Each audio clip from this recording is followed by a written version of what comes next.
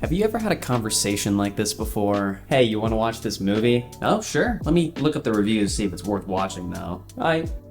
Well, not great. Want to watch something else? Yeah. Shrek 2 again? We just watched that yesterday. And I am so in. Oh? I'm sure you've had a very similar conversation to that before, especially the Shrek 2 part. But today I want to take a look at a few films that have very low reviews, but I think are actually really great. Keep in mind these are just my opinions, but I just want to show some love to some films that are often neglected. But I'll also explain why I think they're rated the way that they are, because they're certainly anything but perfect. Ultimately, my goal in making this video is to show you that there might be some movies out there that you could love, and you should give them a try, regardless of their rating. And if you've already seen any of these movies before, then I'd encourage you to try them again. So, without further ado, let's go ahead and jump on into the first movie.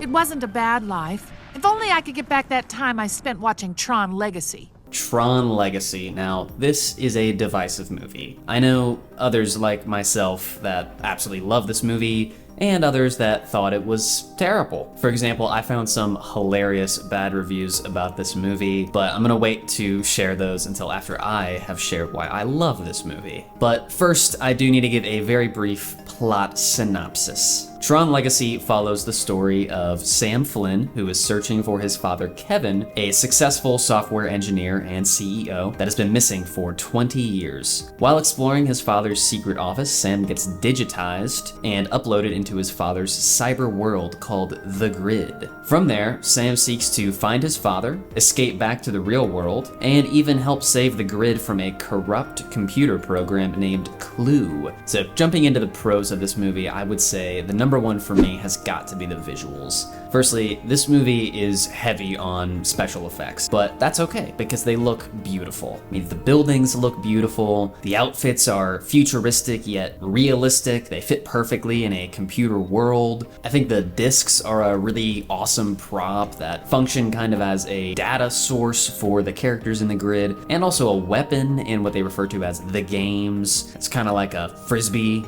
game, but like to the death. I think the contrast of red and blue LEDs and these dark shadows, it all really works together to really envelop you in this hauntingly beautiful, futuristic digital world. Now, with that said, it doesn't mean the visuals are perfect by any means. Clue, who I mentioned earlier, he's supposed to be like a young version of Jeff Bridges, and he's completely CGI'd. He looks very uncanny, especially for the standard of visuals nowadays, but overall, I think the visuals in this movie are absolutely wonderful. On to my second pro of this film. It would be an absolute travesty if I didn't talk about it. The soundtrack is absolutely incredible. So Daft Punk made the soundtrack for this movie, and I'd say they're arguably the best electronic music producers of all time. So not only does the music fit perfectly within this digital world, but Daft Punk themselves fit perfectly in this world. They even get screen time in the movie. Their whole persona as human robots is just the epitome of Tron. So unfortunately, I can't play any of the music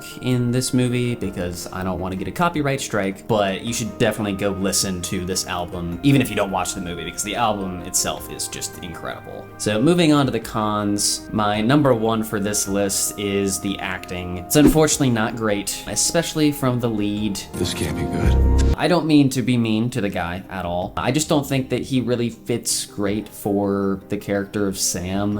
You got me. That, or I just don't really like the personality of Sam that they wrote into the script. Sorry, I'm tired. I smell like jail. Now, to the actor's credit, I don't think the script they gave him was a very good one to work with. Oh man, I'm all over this.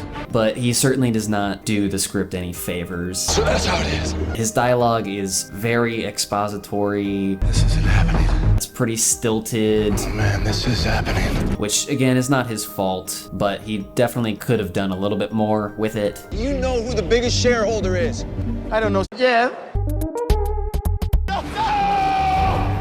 And so that brings us to the second con of this movie. The plot is not the best. So in my opinion, the plot is a little overly complicated. It's kind of confusing, but a lot of that is due to the fact that you kind of have to watch the original movie that came out in 1982 to fully understand this plot. And a lot of children probably did not watch that movie in 1982. A lot of them were not alive yet. Also, not to mention the first like 30 minutes of the movie, so much of the dialogue is just a bunch of corporate jargon from these business executives. Encom stock will now trade around the world 24/7. So a kid is not really gonna understand that. But even if you do know what they're saying and you have seen the original film, people do still say that this film is kind of a cookie cutter plot you've already seen in countless other movies. This one's just in a cyberspace. So that's it for my list, but I did want to go ahead and share with you some hilarious reviews that I found of this movie.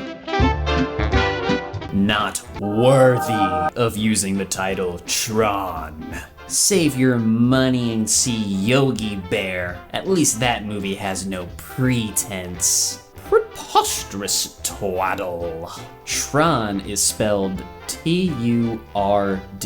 I wanted to walk out of the theater at least 14 times. That is an oddly specific number. I'm gonna find and destroy every remaining copy of Tron Legacy. So, all in all, Tron Legacy is not a perfect movie in any capacity, but it's a movie that I personally love a lot. And anyway, at the end of the day, this movie grossed $400 million, so I think they're doing okay. Do you want to make another unnecessary sequel? Yeah. So the next movie on our list is the Emoji Movie. Just kidding, this movie is absolutely terrible and it belongs in the Shadow Realm. Fun fact, I actually saw this movie on opening day and my friends and I got the entire theater to give the movie a standing ovation at the end of it. That's not a lie. Anyway, we're gonna move on to our actual next one.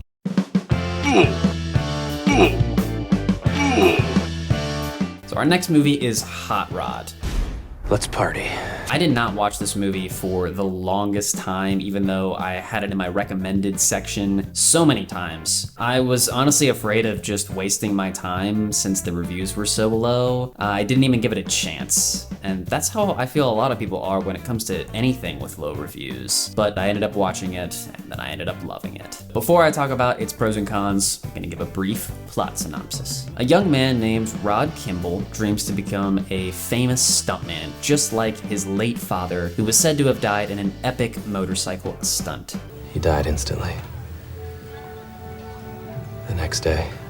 After his father's passing, Rod grows to resent his new stepfather, Frank, frequently fighting him in his family's basement. Yes, that's right, physically fighting his stepfather. Everything reaches a head when Frank learns that he must receive a heart transplant or he will die. However, his family does not have enough money to pay for the procedure, so Rod hatches a plan to pull off an epic stunt in order to raise money for Frank's surgery. Not because he genuinely wants to save Frank's life, but because he wants to prove to Frank that he's a man by beating him in a fight. I'm a man. I am gonna get you better, and then I'm gonna beat you to death. So what does this movie do well? Firstly, I think the collection of different characters and personalities is great. All of the characters have very unique personalities and they bounce off of each other so well. Now, don't get me wrong, the acting in this movie is not good, and it's by design actually. It's super cheesy, it's super fake, but that's the point. Andy Samberg himself said that they planned to make their performances bad, but to the point that you're self-aware of it and you know it's bad. Now, I think this self-awareness in comedy actually really opens up the possibilities for funny moments because the actors aren't trying so hard to make it believable. They're just trying to make it funny. I am just green with jealous rage right now. Specifically, my favorite characters in this movie are played by Bill Hader and Will Arnett. The bathroom here is nuts. Honestly, I wish Will Arnett's character was in this movie more, but his scenes are absolutely standout. Babe, wait! Babe! Babe! Babe! Babe, wait! Babe, no! Moving on to our next pro, I think this movie is just hilarious, if it's your humor type. Now, if you like goofy, absurd humor, I think you'll probably love this movie. What's that song called about the grandma getting run over by a reindeer? Grandma got run over by a reindeer? And if you've seen any of my other videos, you'll know that that's definitely my humor type.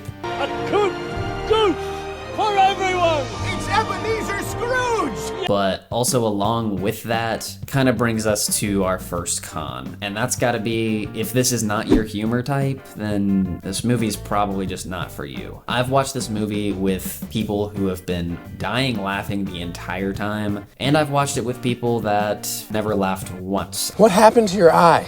This? Yeah. Is it really noticeable? Yeah. Oh man, it's totally serendipitous. I'll say that the film does not necessarily branch out a whole lot from its classic absurd, goofy humor. It does venture into a bit of slapstick, but that's really about it. It's pretty limited in humor type. For our final con in this film, the plot is just absolutely ridiculous. And while it is absurd, it's by design. I mean, the main plot boils down to a young man who wants to raise money to save his stepfather's life so he can beat him up and become a man. I mean, it's pretty ridiculous. So if you like watching a movie with a gripping plot, great character development, this movie is not for you. But I do think that comedies play by different rules as opposed to other genres. Comedies can break stereotypical movie conventions, and if the goal is to make you laugh, then really a comedy can do whatever it wants as long as it's achieving that goal. So for me, I really love this movie and think it's hilarious, and it's achieving its goal and making me laugh. But for other people, they don't laugh much at all. Which brings us to some more hilarious reviews. I don't see how this qualifies as a movie. It's a movie. Laughed about 3 times. This movie was recommended by a friend. This helps explain a lot about them. This guy just lose a friend over this movie? Surely this cannot be worth it. I can only assume all these 10 out of 10 favorite all-time movie comments are actually the actors themselves in disguise. How could you assume that? This film was so bad. I got up and walked out, and I saw it on an airplane. Okay, I didn't literally walk out, but I unplugged the headphones and stopped watching. The rave reviews found here for a film so obviously flawed and deficient are extremely suspicious. I suspect many of the reviewers are the same person likely involved in the film. Why is everyone assuming this grand conspiracy of reviews? In conclusion, this film will likely remain my favorite comedy film for a long time. I'd encourage anyone to just give it a shot and see if you like it. And don't take it so seriously. And once you get on this film's wavelength, I think you might really enjoy the humor in this film. Or you might also absolutely hate it. It really just depends on your humor type.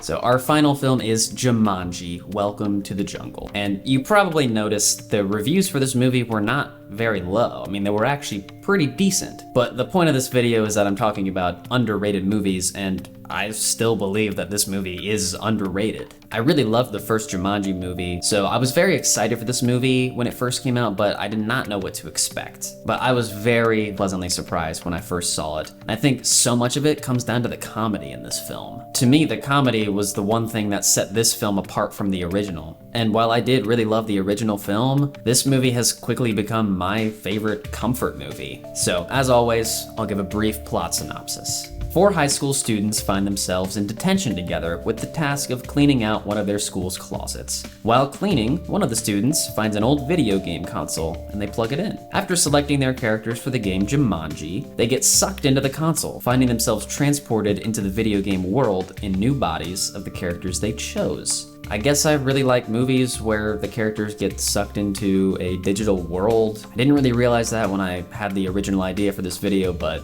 here we are. So now, these 4 high school students in new bodies must go on a deadly journey to escape back to the real world and also save Jumanji in the process. For the first pro in this film, I think the acting is phenomenal. I truly believe that every actor and actress in this film plays their character really well. I mean, these actors are playing the role of a high schooler that is also in the body of a video game character. So there's kind of this dichotomy of how they should be acting, but they balance it really well. I think specifically Jack Black does a great job playing a spoiled and self-centered teenage girl, while The Rock plays an insecure and timid teenage boy. Don't cry, don't cry, don't cry, don't cry, don't cry. All of the characters' personalities really work great together, and I think that the core 4 actors in this film just have a lot of fun with their roles, which leads to a much more enjoyable experience for an audience. For the second pro, I have that this movie is hilarious. I look like a living garden gnome. Where is my phone? I think much more so than Hot Rod, this film appeals to a wider audience. The humor is relatable, it's goofy, and it's very clever at a lot of points. Cake is my weakness, along with speed and strength. I mean, honestly, at the end of the day, I would say this movie is about 70% comedy and about 30% action and adventure. Quick question. How is strength my weakness? But while I do think comedy is a massive strong suit in this film, that does bring us to the first con, and that would be that the action is not great. Similar to Tron Legacy, Jumanji has a heavy use of CGI and special effects. Using lots of special effects is fine, but the action sequences felt kind of uninspired and recycled. The whole last sequence in the film kind of drags on a bit. It's pretty much just action, and there's not many jokes thrown in there either. For me, I think the movie is at its best during its comedic moments, and when they play a little too much into the action, it just can drag.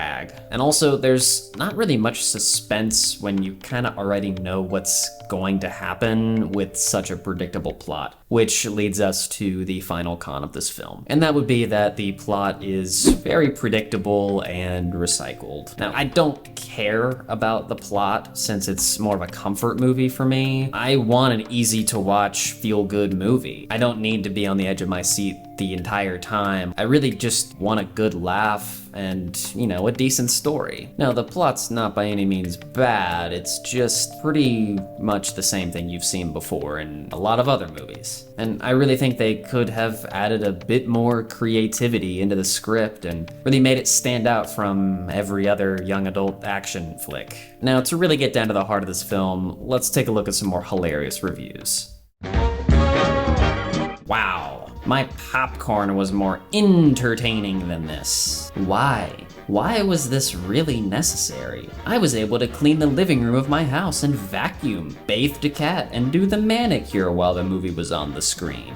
What? You weren't even paying attention. What do you mean, why? Kids movie? They should label this as a kids movie. And it might be boring even for kids. Just watch the first 30 minutes. What a waste of time. Again, I mean, you're not even watching the movie. If you don't watch the movie, yeah, you're not gonna like it. Disappointed big time. This is not Jumanji. It's just a normal comedy film. But it is Jumanji.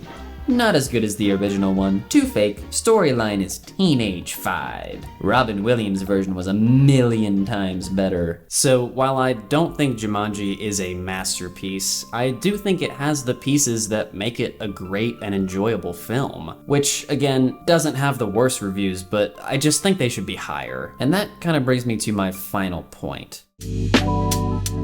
Why do we let reviews dominate our lives so much? I feel like now we can't go anywhere or do anything without checking the reviews first. If someone has a subpar experience, then we just don't even give it a try. Who's to say that we won't have an amazing experience with something that someone else had a terrible experience with? Especially when it comes to movies, it's really hard to define what makes a good or bad movie, because at the end of the day, it's just people's opinions. Now, that's not to say there aren't movies out there that are objectively worse than others, because there are, but oftentimes it's much more nuanced than that. I'd encourage you, the next time you are looking at a film that sounds interesting, but it has low reviews, maybe just give it a try, and you might find something that you love, just as I've found these 3 films that I absolutely love. So all in all, I'd encourage you to not put all of your stake in someone else's opinion on something. Give something a try and form your own opinion of it. Don't be led astray by other people's poor reviews of something. Well, that's gonna do it for this video, but if you enjoyed this, why don't you go ahead and subscribe? I'll see you in the next one.